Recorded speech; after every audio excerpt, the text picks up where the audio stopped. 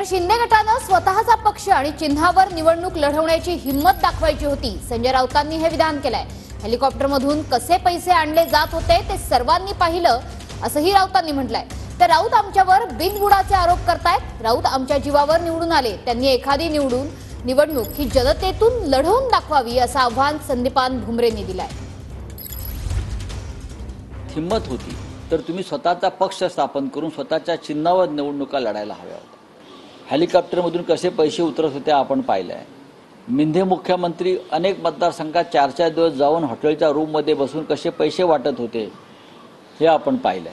मला एक सांगायचं की संजय राऊतचे हे बिनबुडाचे आरोप, हॉटेलमध्ये पैसे वाटले, इथं हे केलं. मला एक सांगायचं, संजय राऊतने एखादी निवडणूक लोकातून लढून दाखवावी. संजय राऊत आमच्याच जीवावर निवडून आलेले. संजय राऊतनं सुद्धा एखादी निवडणूक लढून दाखवावी आणि मग संजय राऊतनं आमच्यावर आरोप करावे असं माझं मत. ते चॅलेंज आहे, त्यांनी लढून दाखवावी एखादी निवडणूक. अशा चॅलेंजला काही अर्थ नाही.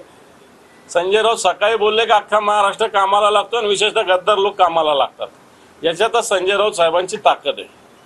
त्यांच्या शब्द हे शस्त्र आहे. मग या शस्त्राने हे घायाळ होतात म्हणून अशा पद्धतीने आव्हान देत असतात. राहतील उभा एखाद्या दिवशी, त्याला काय अवघड काम आहे.